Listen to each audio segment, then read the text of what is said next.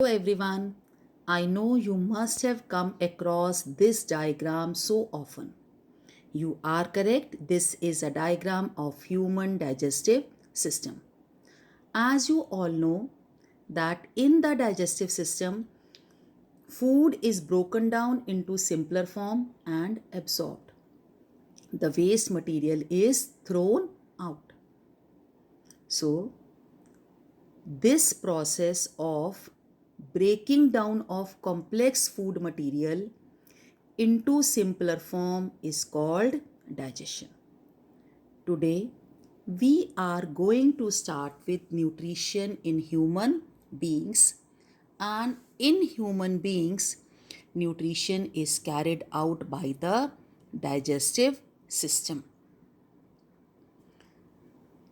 The digested food is absorbed by the body cells. After the digestion, this digested food is absorbed by the body cells that provide fuel to live, energy to work, and raw materials to build new cells. We all know that digestive system is made up of alimentary canal and associated glands such as liver, this is liver children, and pancreas. Liver and pancreas are the two glands that also aids in digestion. This alimentary canal is 30 feet long in adult human being.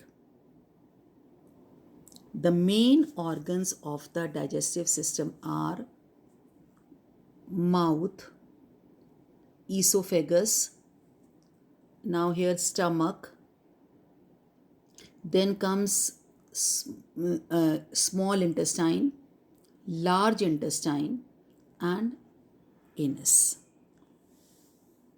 Now, all of you must be curious to know how does this digestive system works.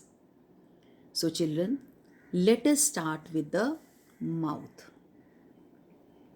As you all know that food enters the body through the mouth where it is crushed into smaller parts. Okay, so the mouth contains teeth and salivary glands. The mouth contains teeth and salivary glands. Teeth help in crushing and grinding of the food, whereas salivary glands secrete saliva that contains the enzyme salivary amylase. And always remember, this amylase converts the starch present in our food into sugar. So, inside the mouth, teeth and salivary glands are there. Teeth help in crushing and grinding of the food, and salivary glands, they secrete saliva which carries the enzyme amylase that converts starch into sugar. Now, the tongue inside our mouth helps in swallowing the food. When you swallow, it moves down in the food comes to the throat or the pharynx. Here, the epiglottis is a flap-like structure. The epiglottis is a flap-like structure that closes the windpipe when you swallow so that you don't choke on your food. The epiglottis, what function does it perform? It closes the windpipe so that we don't choke on our food. Now, the food moves through this narrow long tube known as esophagus. This narrow long tube is called esophagus.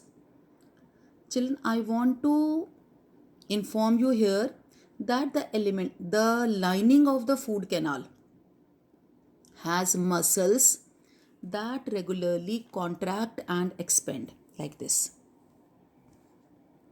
This is contraction and this is expansion. Contraction and expansion. The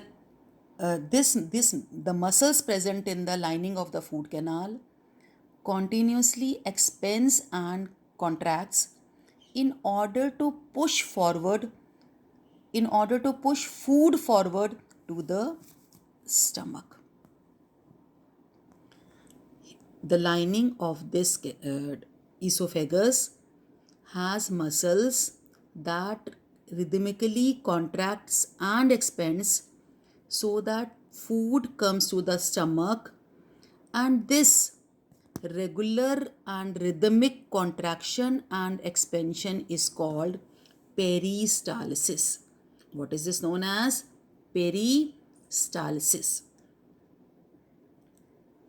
Now, at the end of the esophagus, there is a muscular ring that allows the food to enter the stomach, and then this closes.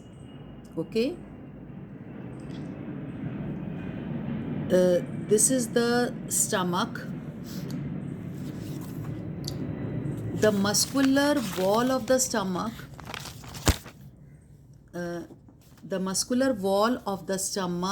helps in churning the food thoroughly, and the food mixes with the gastric glands. Now come to the role of the gastric glands. These gastric glands are present in the wall of the stomach. Gastric glands are present in the wall of the stomach, and they secrete enzymes such as pepsin, renin, a chemical known as hydrochloric acid, and mucus. Now let us see the role of each of them. Pepsin is a protein digesting enzyme.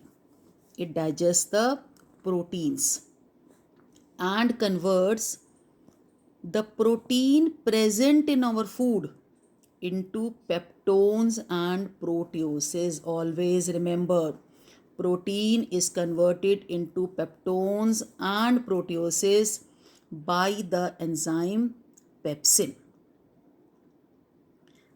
And renin, it breaks milk into solid and liquid portion. Now, gastric glands also secrete the chemical hydrochloric acid. This hydrochloric acid creates the acidic medium inside our stomach so that this pepsin can act. Children, pepsin works in the acidic medium, and this acidic medium is facilitated by the hydrochloric acid.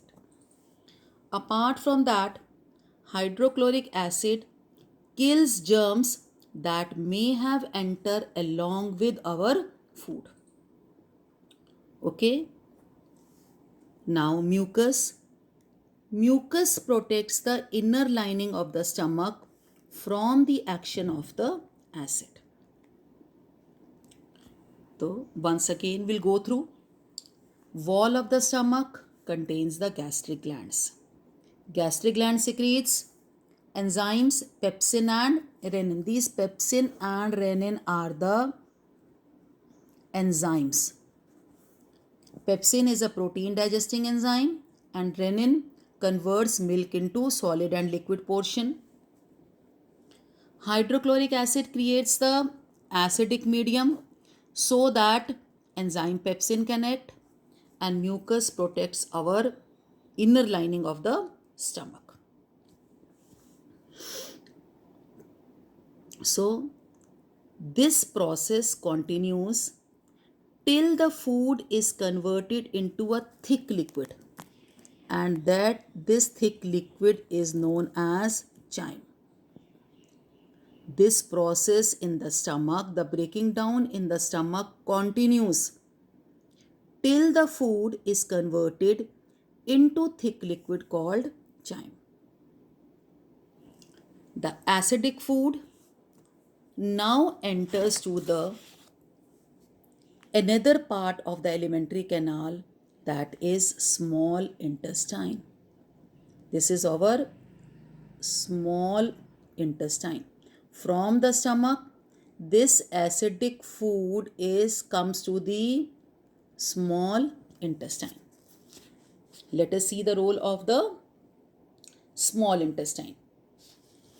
Complete digestion of our food take place in the small intestine. Children, always remember our food contains carbohydrates, fats and proteins. So the complete digestion of our food take place in the small intestine. Small intestine receives the secretion from the liver and the pancreas. Liver, that is the largest gland, secretes the bile juice. And this bile juice makes the food alkaline. If you remember, I have told you earlier that the food coming from the stomach is acidic. This acidic food is made alkaline by the bile juice so that pancreatic enzyme can act. Here I want to make you remember that in the stomach acidic medium is required, while in the small intestine alkaline medium is required so that pancreatic enzymes can act. Another function of bile juice is it converts larger globules of fat into smaller globules. This process increases the efficiency of enzyme action. Okay, so bile juice is secreted by the liver, it is stored in the gallbladder, and in the intestine it makes the food alkaline and convert larger fat globules into smaller globules. Pancreas is also gland that aids in digestion. It contains pancreatic enzyme and these are trypsin and lipase. Trypsin digests proteins. Children, if you remember, pepsin in the stomach also digests proteins and trypsin here also digests proteins. Pepsin works in the acidic medium whereas trypsin works in the alkaline medium. Whereas lipase helps in breaking down of fats. So in the small intestine that receives the secretion from the liver and pancreas, food is made alkaline, fat is converted into smaller globules, and trypsin digests proteins, lipase break down fats, our food is converted into breakdowns into smaller particles. Apart from that, walls of the small intestine also contain glands that has intestinal juice. This juice also contains enzymes that finally convert. Always remember, complete digestion of our food take place in the small intestine. Here, finally, our food, the carbohydrate present in our food is converted into glucose, proteins into amino acids, and fats into fatty acids and glycerols. Okay? Remember, the proteins present in our food are converted into simpler form amino acids, carbohydrates into glucose, and fats into fatty acids and glycerol. So complete digestion of our food take place in the small intestine. Now this digested food is taken up by the walls of the intestine. Okay,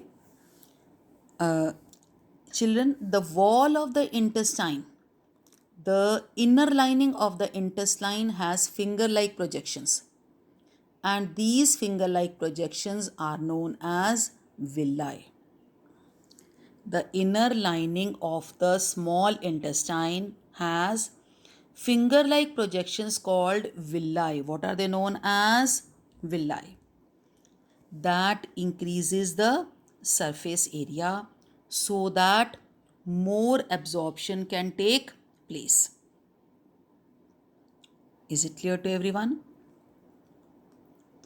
Finally, our food is completely digested in the small intestine. Now the undigested food, reaches the large intestine. If you see here, the undigested food reaches from the small intestine, it comes to the large intestine. In the large intestine, water is absorbed and waste is removed through anus. Water is absorbed and the waste is removed through anus. This is how digestion take place in human digestive system. Children, this is here a one table is given where we have summarized how does the digestion take place in humans. You have to make this table in your registers. This table summarizes of all the digestive organs such as mouth, esophagus, stomach, small intestine and small intestine. Large intestine, water is absorbed, undigested food reaches over there. And see here role of each of these organ what we have discussed just now. So just go through this table very carefully everyone. I hope this is clear to all of you, and draw this also. Here from this table you have complete summary of the digestive system. I hope you all have understood how digestion takes place in the human body. Thank you.